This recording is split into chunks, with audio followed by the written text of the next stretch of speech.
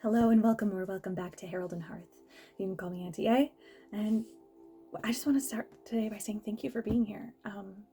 I noticed we have 40 whole subscribers on the channel now, and I'm really excited to have you all here and so grateful that you decided to tag along. So yeah, let's get started. Today was such a beautiful day. I was so lucky and so I'm so grateful for the opportunity to go out, and I spent some time with a herd of medicine horses today.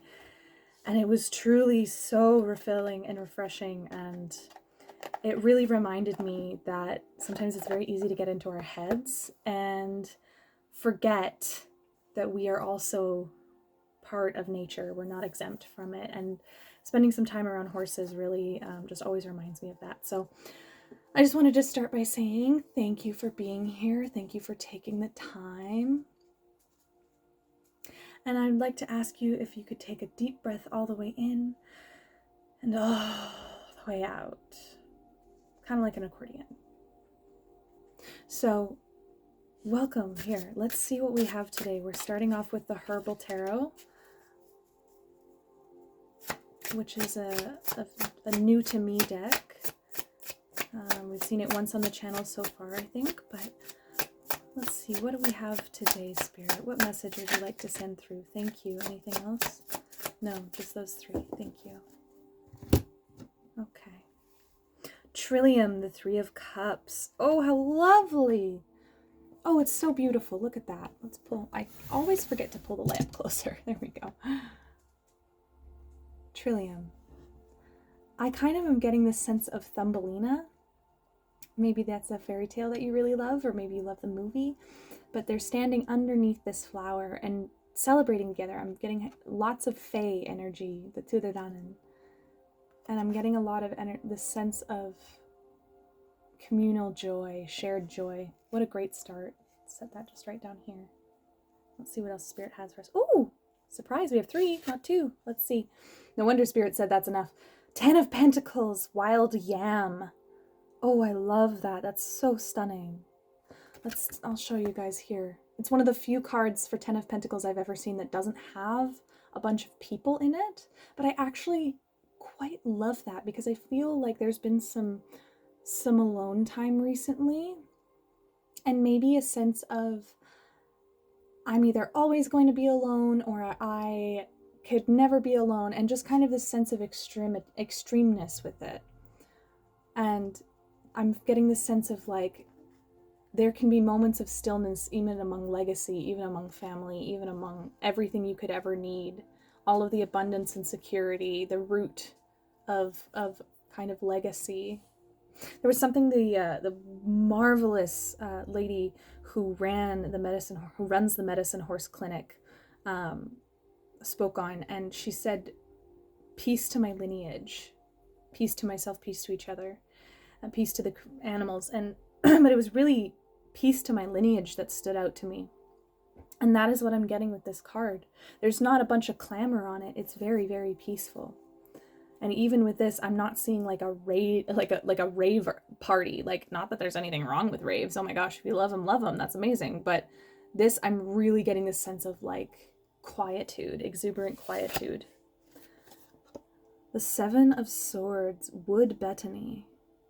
Interesting. It came out in reverse. I'm going to show you upright first, but I'm actually going to look in the deck for this one because there's something here I want to read off of it. So let me grab the deck itself. There is a small, so this is the deck.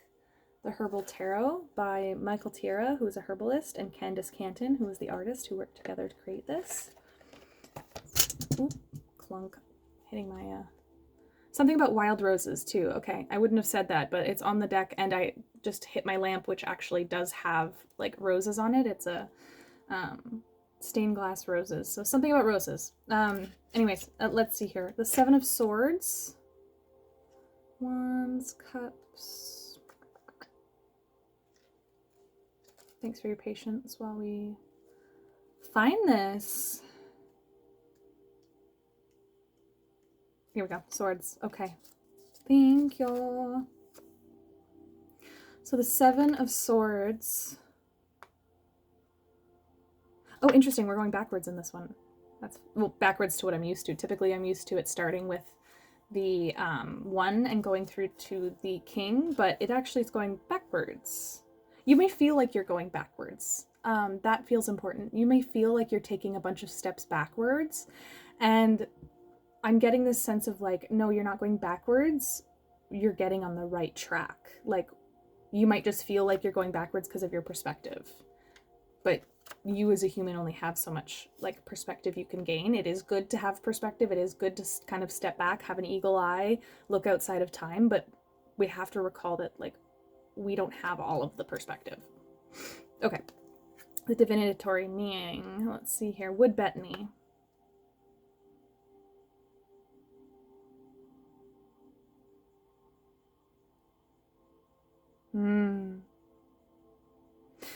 Unforthrightness. So the 7 of Swords upright is maybe trying to avoid consequences, attempting to outsmart destiny. That's it. Okay, that's it. Thank you. Attempting to outsmart destiny. But it's reversed. It's like you finally reach this point where you're like, oh my God, fine. Fine. Maybe you didn't believe in destiny. Maybe you don't believe in like predetermination, and that's fine. Destiny, you know, spirit doesn't have to work in predetermination in order to still work miracles. They're still wonderful things. So I'm really getting the sense that you have stopped fighting things falling into place and falling away. You've stopped fighting destiny, and you're really focused on your healing and peace and calm. You're rewilding yourself, and in that I mean that you are really allowing yourself to embody your full nature. Let's see here. I want to make sure. And wood betony is used for all sorts of nervous afflictions, nervine, aperitent, and cordial. It's used for all nervous afflictions. Interesting. So maybe part of the difficulty with this has been releasing your own anxiety around, that doesn't make sense, that's not practical, I gotta pay my rent, I gotta survive, I gotta live, you know, whatever it may be, and this kind of nervous affliction that you've been living under for your whole life, or at least for a long time. I'm hearing since you were 7, maybe for some of you since you were 3. And my heart is so with you because that was out of your control. And so as you grew, you clung to control, and you learned what you could control and what you could influence, and you utilized that to protect yourself and to survive. And you're coming to this stage in your life where you finally have kind of just like thrown up your hands and gone like, fine, whatever. If what I think my destiny isn't destiny, fine, okay, fine. And just this sense of like, whatever, I'm tossing down these 2 swords, and Spirit's going, thank you. Because it is hard for you to trust. It is hard for you to let go of the steering wheel and give control to the universe and say, I'm going to do what I can, I'm going to control what I can, and I'm going to release what I cannot. Fabulous counselor of mine once taught me about the circle of control, and it's this visualized idea of you write out everything that you have, and you circle, you make a circle in the center, and you write down the things that you actually have control over. And I'm not talking about lying to yourself. I'm not talking about writing down, I have control over other people's reactions through my own actions. That is not what we're talking about. You never have control over other people's responses and actions. You don't have control over their emotions. You have control over your emotions. It's the same thing when we set boundaries. We can't set boundaries expecting other people to just uphold your boundaries all the time. And yes, that's what you want. You want good people who respect and uphold your boundaries. But if somebody continually breaks that, you just repeating, I have a boundary, respect my boundary, but you don't walk away when they're disrespecting your boundaries, you can't control them.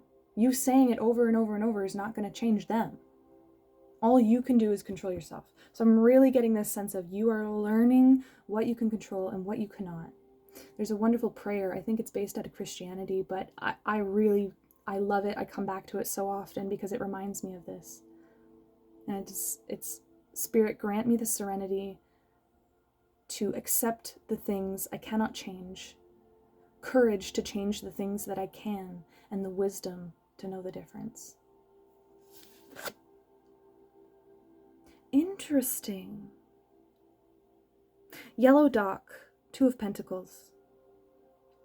Something's out of balance. I'm going to show this to you here, but it came up in reverse. We're going to return to the information on the deck because I think that there's lots of wisdom being held in there. Let's take a look. Yellow dock, 2 of Pentacles.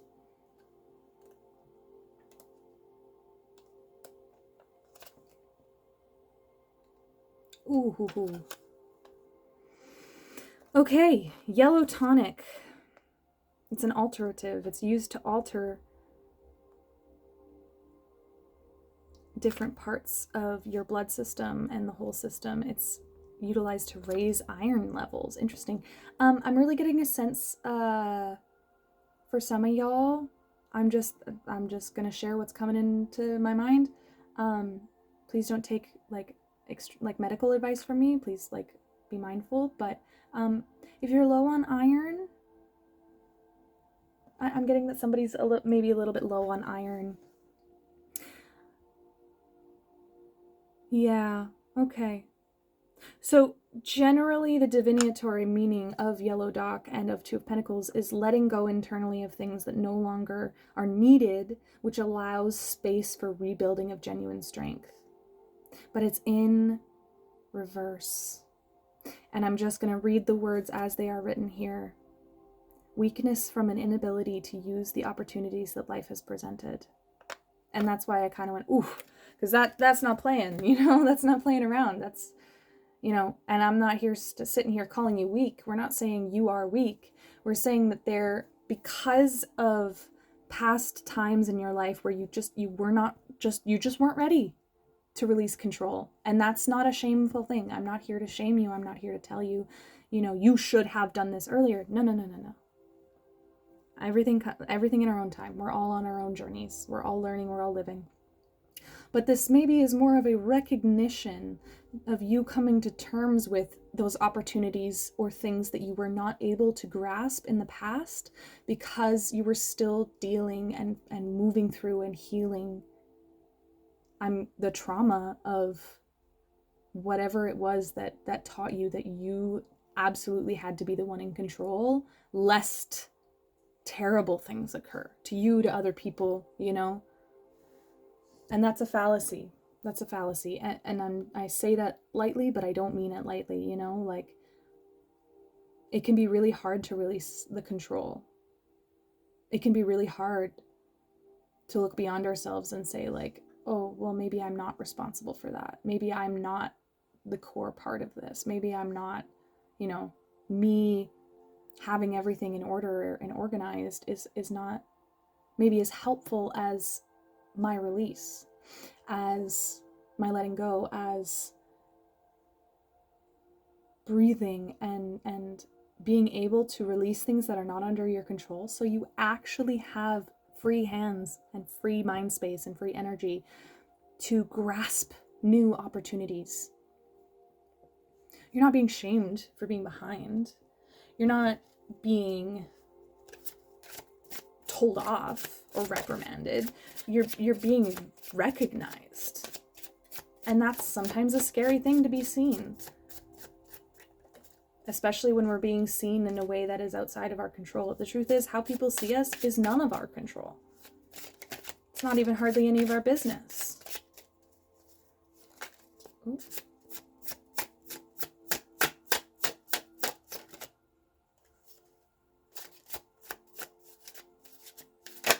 Thank you. Anything else?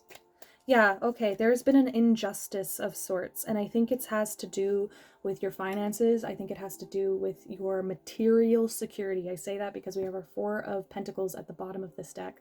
Now, the 4 of Pentacles with cascara bark.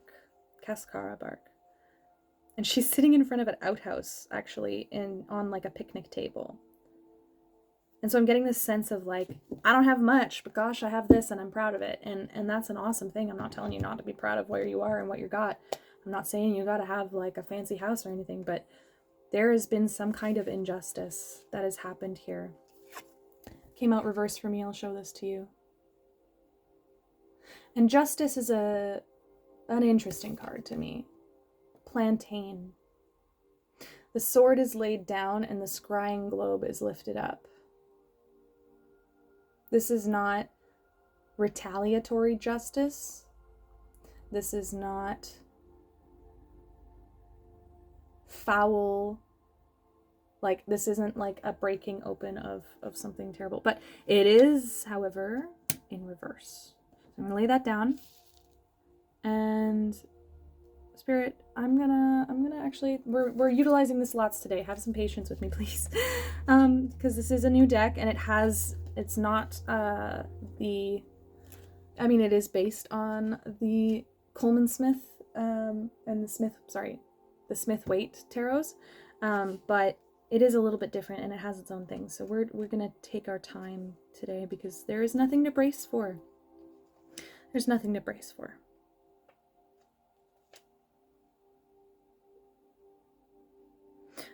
Libra, I'm getting a ruling by Venus. But when it is in its reverse, there is a lack of compassion, almost a stickler for the rules, being fussy and being fussy in a way that's not like a baby fussing. That's not what I mean. I mean like fussing as in like I have to control every single detail of this. If I don't do it myself, it will never get done right. That kind of fussiness. This sense that I have to do it myself or it'll never get done. Interesting. What else is here? I missed something. I can feel it. Plantain. Making adjustments in order to feel more at ease with various conditions and situations. Relaxing and adjusting. Yeah, we're getting this call for you to stop bracing as much as you're able in the moments that you're able. Okay? Healing happens in parts and in tiny moments and in spaces. And actually being with the horses today really, really reminded me of that. The subtleties of presence and healing. Healing with instead of expecting, the horses to heal me or to be able to engage with them on some mystical, magical level, Just being. And the magic that comes through that. I feel like there's a lack of compassion for yourself. And because there's a lack of compassion for yourself, that lack of compassion is being expressed outwardly. So if you've had a moment where you felt really, really like so angry at somebody because like just do this, or someone, and like expressing that and like wanting to kind of beat this back. The example that was utilized today was, when a horse is fussing, when the horse is upset or expressing distaste or uncomfortable, like being uncomfortable or unsafe, they express that. Lots of people who work with horses will tell you they need to be run. You need to run them, you need to exhaust them to get that out of their system, so they stop fighting you, so they stop express like being difficult to work with. And the lady who was running the program said, I am not here to do that. Why would I do that to somebody else? I don't want to do that to myself. And I had this moment where I thought, oh my gosh, it's so easy to project outwards our anger and the punishment that we think that we deserve. And so there's a call for this lack of compassion within yourself to utilize looking outward and how we relate with other people, other beings, and letting that be a mirror inward and say, okay, maybe I'm not having compassion for somebody or for some situation in this moment. Man, I wonder what that means about me being able to be compassionate to myself.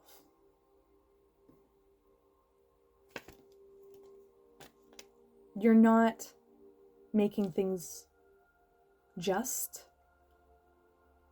by squeezing every drop of blood from a stone. That's not healing.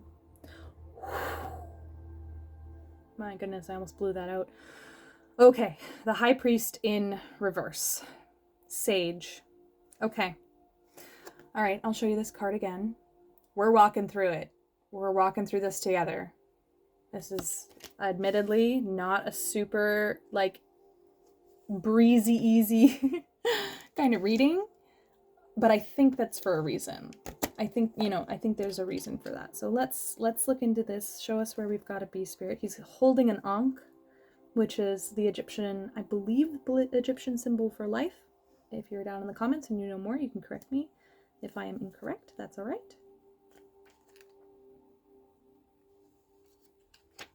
I just saw the word Angelica and my brain just went, Angelica, Liza, and Peggy. And I was never even that big of a fan in the first place, so I had to say that out loud because it came up. Okay, let's see here, Sage. Oh, I think I'm missing a page. What's going on? Let's have patience with myself here. It's funny because I talk about this and then I get frustrated with myself because I'm not fast enough, and I'm like, okay. Breathe in, breathe out. Let's just hold on here. Okay. Yeah, I feel like there is some kind of habit, some kind of action that you have been taking that, like, maybe a ritual, maybe a thing that you put in place in your life in order to feel more control, in order to feel a sense of purpose, of healing, of maybe seeking some kind of inner wisdom within yourself. And I'm actually getting that at this time, it has reached a point where it's actually become an empty ritual. It's not actually healing you anymore. It's something that you're returning to, hoping that it will grant you something new, some new energy, some new insight, some new sense of clarity. And there's this message of that's not the purpose for you anymore. It's this, you're engaging in actions without any real inner sense of purpose and meaning. And I want to come at this with so much compassion and gratitude, because I really don't think this is a, hey you, what you're doing's empty, what you're doing's useless. I really don't feel that. That's not what we're getting at here. This is nuanced. Okay? If you're with me 22 minutes in, I'm so grateful for you being here, because this energy does feel nuanced, and kind of like I'm getting this sense of, like, with great power comes great responsibility almost. And you're learning to recognize when something that helped you, when something that aided you, when something that gave you inner guidance and felt spiritual and helped you heal and stimulated that inner awakening and that inner growth and inner healing, is no longer really doing that for you anymore. And that could be really, really, really hard to face and feel. So I'm saying this with so much, like, compassion, empathy, so much love for you guys, because, like, I'm not here to, like, preach at you. I'm not here to, like, act like I'm any better than you, or I don't have my moments, because I'm reading this and I, there's stuff in my brain that I'm like, ooh, maybe I have also been doing this in some ways. So I'm right here with you. We're walking this journey together. I'm no better than you. I'm just here doing, kind of taking part and doing my skills and doing what I know works for me, and sharing that with you, because I love you guys, and I really just feel so called to do these readings. So we're in this together. Touching base with the spiritual side of yourself. Sage, white sage in particular, is very, very popular, but its deeper origin comes from indigenous peoples of Turtle Island, of North America, and the leaves being burned as part of a smudging ceremony. And again, if you know more, you can correct me, but this particular is not white sage, it's just regular, just standard sage, it seems like. Salvia officinalis. Oh, can I read that? officinalis. Salvia officinalis. I probably said that wrong. But yeah, we've got Taurus, we've got Libra, we've got lots of this Venusian Venus energy coming through, and both are reversed. And the thing that I'm getting from that is really, really kind of connected to like this self-love. Like, are there rituals, things that you're doing, that you're taking part of, that you're like, this is for my betterment, this is for my healing, this is for my growth, and you do them and you dread them and you feel empty after them, but you're like, if I just keep showing up, if the consistency is there, I will be okay and I will heal and I will feel it finally. And Spirit's saying, you don't have to do those things. It's okay. That thing might have helped you for a season, and it might be shifting seasons now. And that's okay. I think there's a piece of poetry, I can't remember exactly who it's by right now, but it says, you have to let the soft animal of your body love what it loves. And I'm really getting that sense here. Let's move into the herbology deck. We've got a lot of herbs today. These are the only 2 decks I was permitted to take down for the time being, so let's just focus. Light in the darkness, St. John's wort, beautiful, and ripple outward, self-heal. Gorgeous. I love these cards. I love St. John's wort. It was something that I took for a period of time for my health and then stopped taking when it was time, so I'm really getting a sense of that. This kind of cyclicality, the seasons of healing, the seasons of change. And this self-heal ripple outwards. So I'm going to show you here. There's a light in the dark, a sun within. I'm getting a lot of sacral energy. Actually, the video that I've got on in the background is also focused on sacral energy. It's kind of low in your stomach and your gut, and then we have this self-heal, and I'm really sensing crown and throat for that. Self-heal, ripple outwards, the seed that drops into this emotional water and then is fed through the sun. Let's read a little bit more about these 2, shall we? Let's read into what these are. I actually have my book right beside me in my little stack of, well, one of my many stacks of books I have. But this is the Illustrated Herbiary by Maya Toll. So, a lovely deck. Let's see here. We've got page 116. We're gonna start with St. John's wort, 116. Let's see here. Ritual. Interesting. Okay, I opened it to the second page, and I'm going to read you out the rituals here. There is a reflection as well, but we're talking about rituals. So, like St. John's wort, you can store sunshine. Stand facing the sun with your eyes closed and your feet planted firmly on the earth. Now, if that's not something that is accessible for you, your rituals should be accessible, okay? So making this accessible for you is a great thing, okay? So if you need to sit, put your feet on the ground. If you need to sit on the ground, if you need a little bit of aid getting into the sunshine, don't feel bad asking for it. You deserve that help. Feel the light coming through your eyelids. Breathe the sunshine in through your nose. Taste it on your tongue as you exhale. And repeat it often, allowing the sun's fire to stoke your inner fire. Interesting, there's a feast of radiance, it's called. Nicole Cody, who learned from Aboriginal elders in Kimberley, Australia, shares her first experience of eating the sun on her blog, Cauldrons and Cupcakes. Quote, "It sounded silly, eating the sun. I stood there with my eyes closed, but I couldn't understand how to eat energy. Somebody lightly smacked my arm. Little Auntie chastised me in a way that needed no translation. Self-consciously, I opened my mouth and found that I could literally eat the sun. I could feel the golden light as I swallowed it down." So this is about creating rituals that connect you back with the wider world.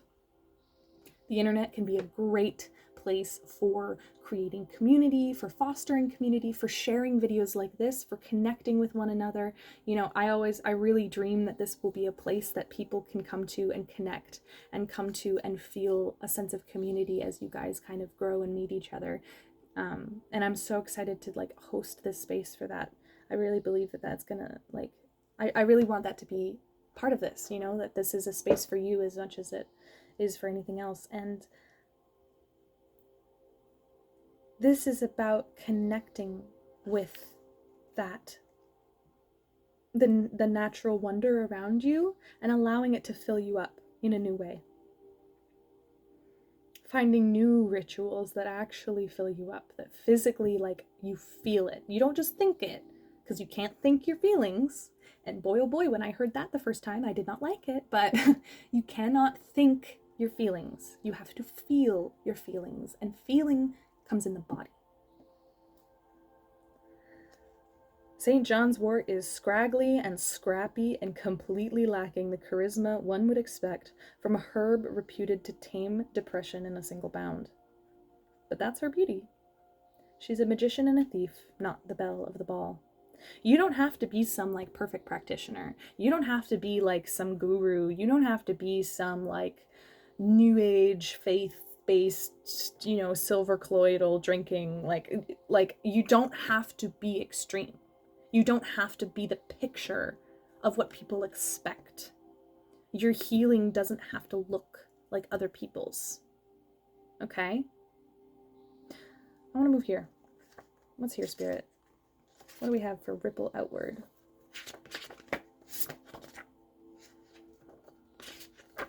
Oh, interesting. I have a page on sage here as well with this. Letting go. Interesting. There's a reflection on letting go. Let me touch on this. Modern psychology says that we need to understand our emotions before we can release them. In contrast, many traditional healing practices offer release without conscious cognitive awareness. When you smudge, so they're speaking about burning sage, you're taking advantage of the latter, letting that lift away what isn't serving your path in life. Are you willing to release without analyzing?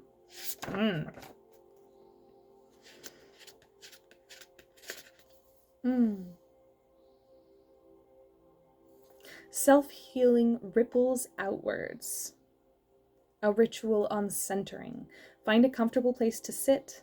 Take a few deep breaths, and with each inhalation, coax that breath lower until you feel it landing way deep down, all the way down past your belly button, if you can feel that out. Now imagine each breath is a little pebble of light dropping into the middle of you. But drop by drop, it fills you up with light, and that ripples outwards. So these are just some examples, I feel, of types of rituals that may be beneficial for you at this time. Again, please use your own discernment. Allow your own wisdom to follow through with this. Is there anything else here, Spirit? This is, if you've seen my videos before, this is a small spread of cards compared to what we normally pull. Is there anything else we can pull today? Yes? Yes. What can we pull? You got it. Universal Love Tarot.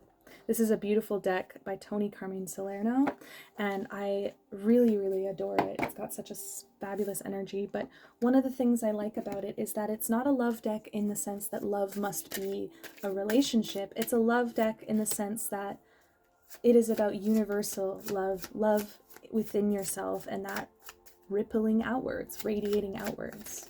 What else? I feel like there's more than one in here, Spirit. Am I right? Yeah. Where are you? There you are. Ooh, okay. Now, there are a couple of cards here that do specifically kind of point to a relationship situation, but let me see. Is there anything else in here? No, not right now. Okay. We're doing lots of book reading today. Often, I do a lot of these readings by intuition, but I really feel like maybe you're a by the book kind of person. But I really feel like reading them today, or at least reading portions of them is important. Okay.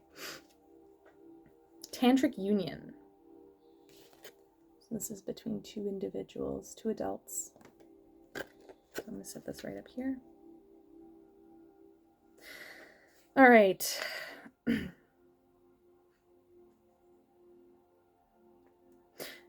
Okay, we're talking about the sacral chakra. We're talking about kind of these lower chakras, these lower energy points within the body. And this is speaking on that your spiritual and sexual energy is being aroused at this time to create a deep desire to connect to one another. If you're currently in a relationship, you might be able to expect it to deepen.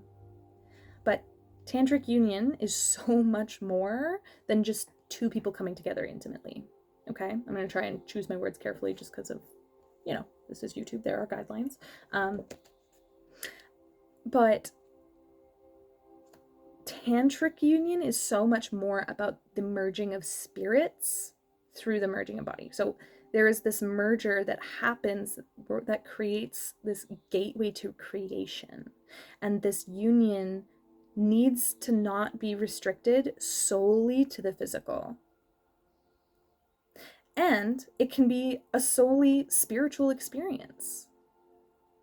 Okay? So this is like, I'm really getting this sense of like, it's not about the physical stuff. Okay? It's not about that. It's about connecting with one another on a real, true, deep connection. Okay? I'm seeing like, it doesn't even have to be like sexual, you know? Like, it doesn't have to be like romantic necessarily. It's this like true meeting of souls. Because spiritual energy infuses all things. It's this flow of creation that spirals constantly in search of greater union. Often it's made up with opposing forces that constantly like split and merge and come back and forth, and that's the cyclicality again. Let's see, what do we have here? We have creativity. Yes, I'm seeing fish here. I'm seeing so much bright, beautiful orange still. I love this. So much orange.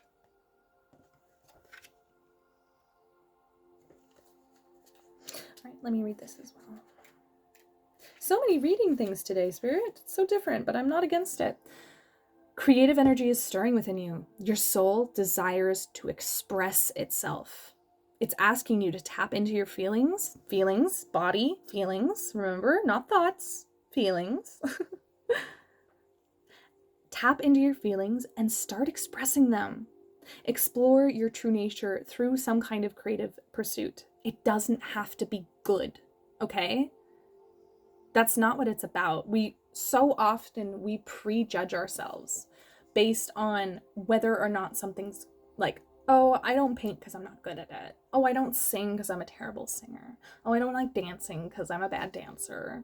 Oh, I don't like doing this because I'm bad at it. Because we have been taught and trained that unless we are producing something, quote, worthwhile, that it's not worth anything. And we shouldn't be spending any of our time doing it. I really disagree with this personally. On like a spiritual, philosophical level, I disagree with that. I've had people say, oh, how did you get your voice? Like, it was a thing that people talked about when I was younger, and I'm definitely not trying to be like, oh, me. Like, I'm just saying, like, people would talk about it and they would talk to me with this sense of sadness, and they'd be like, well, I can't sing. And I'd be like, well, it is a muscle. It is muscles just like any other part of you. So is drawing, so is, dancing, so is any kind of creative thing is kind of this muscle that you move, and you can train it and practice. I have been witness to choirs that did not have any kind of entry audition, and folks who, bless their hearts and bless their souls, I hope they're doing great, couldn't hold a tune to save their life. But they were there and they showed up.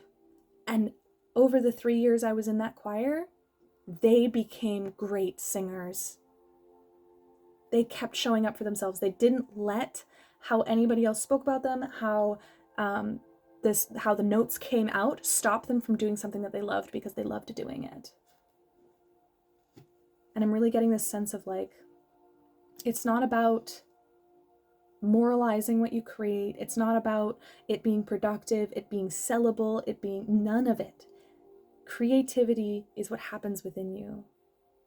There's this incredible quote, and I'm going to, like, it's a tweet. I'm going to post the tweet with the original person who wrote it, because she just, the wording of it is so good, but the gist of it comes down to, you have to resurrect the pain inside of yourself and then give it somewhere else to live. Your pain isn't meant to live and die inside of you. You have to get it out. And that's why I don't moralize any kind of creativity. That's why when I am in my writing classes, when I'm reviewing, working and workshopping on things with people, and they'll say, oh, I don't know, maybe this isn't like very moral. Maybe this isn't like a very good thing. Maybe I'm writing things that are bad. Maybe am I justifying this? Am I saying this is okay because I write about it? No. Creativity is an exercise in expressiveness, getting something outside of yourself. And when you start approaching creativity and start approaching these kinds of expressive endeavors from the perspective of, I'm resurrecting the pain within me so I can get it outside of myself and give it somewhere to live that isn't in my body, all of a sudden, it's not about the product. All of a sudden, it's not about the final painting. It is about you expressing that and getting it out of your system so that you are actually able to heal and to live and to move forward without it weighing down your heart and soul. So there's this encouragement to please create. No one can create like you. So often I hear people say, oh, I want to be good, but it always looks like I made it. Yeah, it's always going to look like you made it. You might not love that, but it makes it yours. It makes it special. It could be the reason why other people love it, right? So there's this kind of level of like willingness to be seen, willingness to release like the final the final product, and to engage fully and freely with the process of healing and of becoming. What needs mending? Comfrey. A lot of purple again. We're getting so much blue, so much purple. Oh, stunning. Okay. Love that. Love, love, love. You gotta find grace for yourself. We have yarrow here, pocket of protection. And then we have comfrey. What needs mending?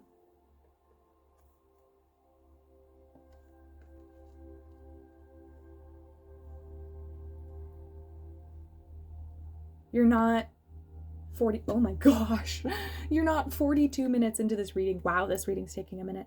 That's okay. We're in it together. You're not 43 minutes into this reading for no reason. I don't believe in coincidences. You had the opportunity, you could have turned it off at any time, most likely, and you're still here. You're still listening. So I am so confident when I say there is a pocket of protection that you are being held in. Spirit is not asking you to do this without any kind of protection or safety net. It might feel like it, but you are held. This green heart space. There's so much green, partially because of the herbs, but also I'm really getting this sense of like, there's been a disconnect from the heart and the throat and the mind. And this is about reconnecting, plugging those back in together. I just saw 4333 on my timer. 333 has been a big number for me recently. It's come up a lot. And then we have this, what needs mending, comfrey, and there's actually purple butterfly wings that are crumbling. What needs mending? What is falling away? What in yourself requires and deserves time to mend?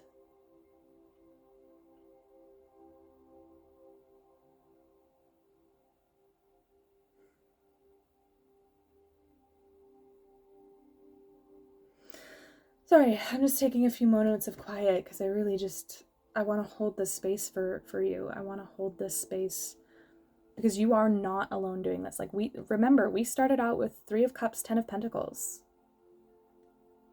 This is you on your way to your legacy, to your lifetimes, to your next season of growth and of stability. But it's gonna require this kind of releasing of control and letting yourself feel the sun again, letting yourself breathe, feeling safe, feeling protected, feeling like you can actually connect soul to soul with other people and express your creativity that comes from the inside out, without judgment, without shame.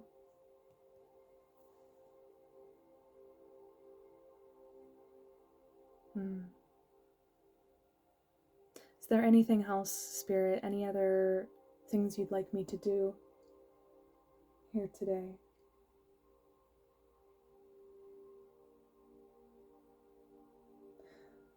Yeah, okay. Let's see here. There's one more card from a different deck. We haven't seen this deck in a minute, but it is the Tarot of the Divine by Yoshi Yoshitani. So let's take a look, see. I keep them in boxes still sometimes. All right, let's see here. What do we have? Spirit, I feel like there's one more pull. One more run through. Thank you. Woo! And there it is. That's, oh, 9 of Cups. Yeah. Oh, you have no idea what good is coming. Because once you actually, like, release this control, you're gonna be moving in a whole different way. You're gonna be moving in a whole different way. And they're not alone. They're not alone. You're going to be moving in an entirely different way that has to do with your own stability and emotional capacity and emotional fulfillment.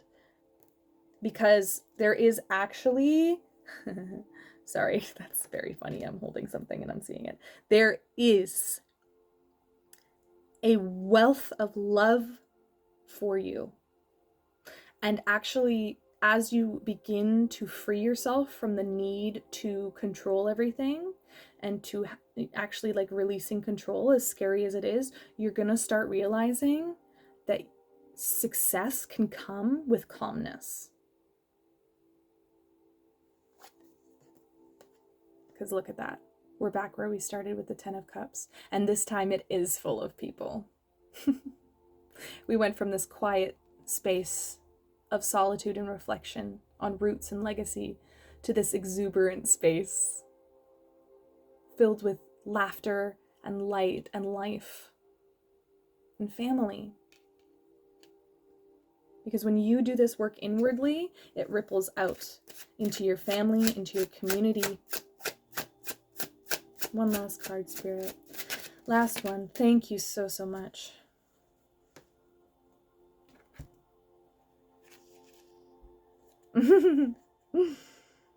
Yeah. The Ace of Coins.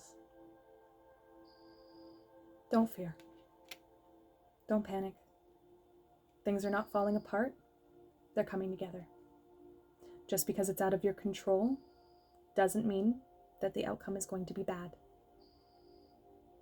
Smile. Breathe.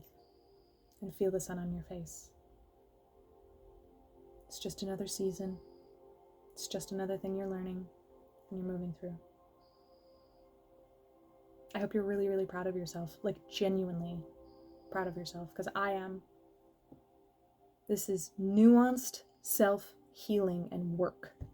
This is incredible. And I don't know what you've been through. I don't know if there was something at the age of 3 moving forward that taught you, that showed you that you needed to grip hold of life and survive. Good for you for surviving. Good for you for making it to here and now. All Spirit is saying is, hey, you don't need that to survive anymore. We've got something new for you. Thank you so much for being here with me today. Thank you for the work you're doing. Thank you to your angels, ancestors, guides, and guardians, and thank you to Spirit, because this is such, like, it's such an honor to host these for you, and I'm feeling that right now especially. It is such an honor to be able to open this space and to share with you what I'm getting. Because this is you. And you're amazing. I'm like kind of flabbergasted by the nuance and the strength of this pile. So thank you for choosing to spend a little bit of time with me today. I do hope that you're able to find some meaningful little moments and rituals for yourself moving forward. Oh, I love you guys so much. I really do. I'm so thankful. And I'm really hoping that this brought you some good today. So I'm going to sign off. My name is Auntie A. If you're interested in a personal reading at all, feel free to click the email in my bio or in my description below, and you can contact me there to get all the relevant information. But of course, you never have to. Thank you for being here. This has been Herald Hearth, and I really hope you have a wonderful day. Bye-bye.